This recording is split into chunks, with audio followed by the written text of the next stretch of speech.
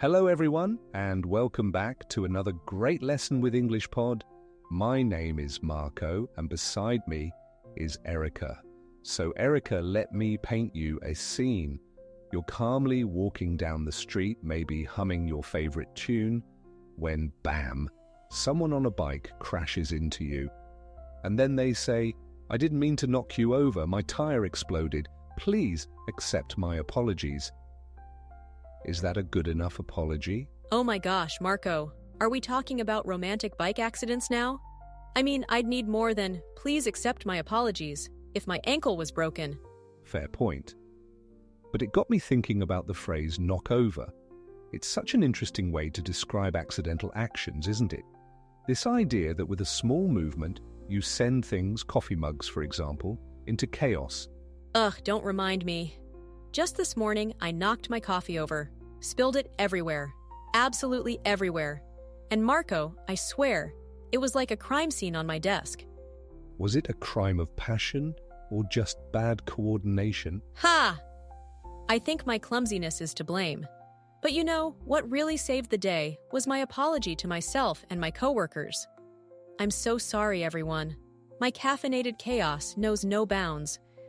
Perfect example of why sincerity works. The phrase, "it was an accident," does so much heavy lifting in moments like that. Whether it's bumping into someone on the street or, I don't know, accidentally mismanaging your entire morning. Exactly. And saying something like, "I feel terrible," really shows you care. People just need that acknowledgement. Though I have to ask, when's the last time you knocked something over, Mr. Analytical? Oh, I'm glad you asked. Recently, I accidentally knocked over a stack of books in a store. The loudest crash echoed through the aisles, and of course, I apologized to not just the store clerk, but everyone within earshot. Oh my gosh, Marco, you probably over-apologized too. Like, "I sincerely regret this entire event and will now dedicate my life to the restoration of order." Exactly. That's me. I go full Shakespeare with my regrets. See, that's what makes apologies so important. Whether you're spilling coffee, knocking over books, or falling off a bike into someone, a heartfelt apology works wonders. But it's gotta feel real, you know? Absolutely. The language of regret is powerful. And it's fascinating how just a few words like, "Please accept my apologies," or "It was an accident," can diffuse a tense moment. Yeah, and honestly, we've all been there. Mistakes happen, accidents happen. It's part of being human. But owning up to it? That's the magic of connection. Speaking of the magic of connection, Marco, I'm curious. What's your secret weapon when it comes to apologizing? Are you a straight-to-the-point, "I'm sorry" type? Or do you bring out the big guns with something a little more poetic? Okay, here's the thing. I'm a "please forgive me" kind of person. It feels more intentional, like I'm actively asking for absolution. Ooh, I like that. Though sometimes a simple, "my bad" works wonders, doesn't it? It absolutely does. The casualness of "my bad" can be disarming, but it does depend on the situation. You wouldn't say use "my bad" in a work meeting after you've, I don't know, accidentally deleted the team's quarterly report, right? Oh goodness, no. That'd be like throwing gasoline on a fire. In those cases, tone and intent are everything. You need something more formal, like, "I sincerely apologize." It's all about reading the room. Exactly. Speaking of tone, don't you think how you deliver an apology can matter even more than the words themselves? Like, it's not just what you say, but the way you say it. Absolutely. Seriously, I've heard apologies that felt more obligatory than sincere. You know the kind. It's like they're checking off a box. Apology delivered, moving on. Yes! And that brings us to why so many people struggle to apologize. I feel it's partly emotional resistance. No one likes admitting they were wrong, right? Totally. There's also that fear of losing face or looking weak, which is wild because, honestly, a genuine apology often makes someone appear stronger, not weaker. You're so right. And then there's the cultural aspect.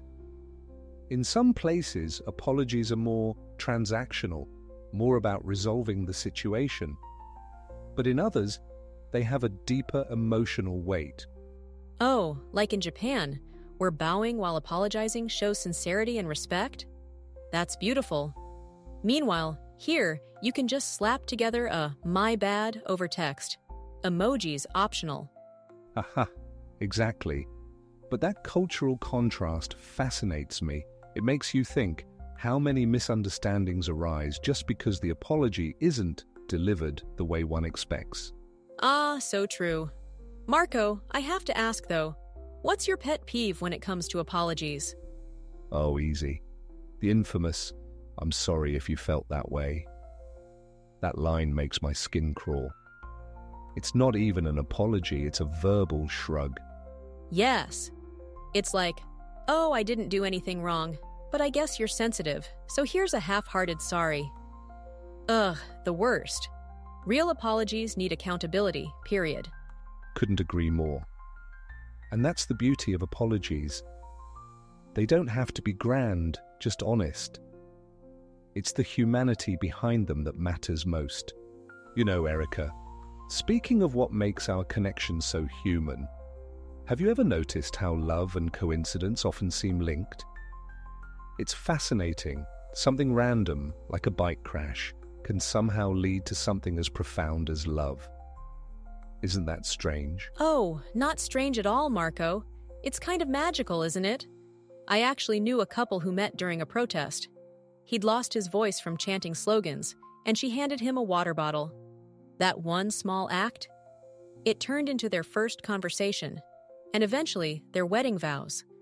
Sometimes love sneaks in, right in the middle of chaos. Wow, talk about serendipity. It's wild how something as mundane as a bike tire exploding or even offering someone a drink can change lives forever. Makes you think, doesn't it? Do these moments happen to us more than we realize, but we're just too distracted to notice? Oh, for sure. I mean, how often do we pass by people we might have connected with but didn't? And sometimes all it takes is a shared moment, a familiar place, a hesitant smile, or even a funny coincidence. It's those little threads that tie us to others, even if the connection starts small. Exactly. And speaking of coincidences, I keep going back to that word familiar. Something feels familiar, and suddenly we're drawn into nostalgia, into curiosity.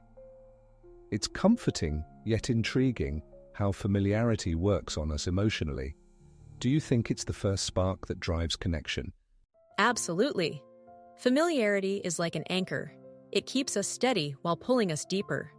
But coincidence makes it exciting, you know? It's that, what are the odds? Moment that makes the heart skip a beat. Kind of like when you bump into someone who remembers the same random moment you thought you'd forgotten. True. And whether it's recognizing a face from somewhere or meeting at, say, a mutual friend's house, those shared undercurrents of place and memory, they're powerful. They create this instant bond. Like, you might not even fully know why you feel connected, but it just clicks. I love that. And isn't it amazing how quick those bonds can form? One moment you're strangers. The next, you're connected for life. It's a reminder, I think, to stay open to people and those unexpected moments. You never know what life might throw your way, or who might crash into it, literally or figuratively. Well said, Erica. It's often the unplanned, unscripted parts of our lives that bring the most meaning. Whether it's love, a newfound friendship, or an unforgettable story, these moments of serendipity remind us that there's beauty in the unpredictable. Couldn't agree more, Marco. And on that note, let's leave our audience with a thought. What unexpected connections or coincidences have made a lasting impact on your life?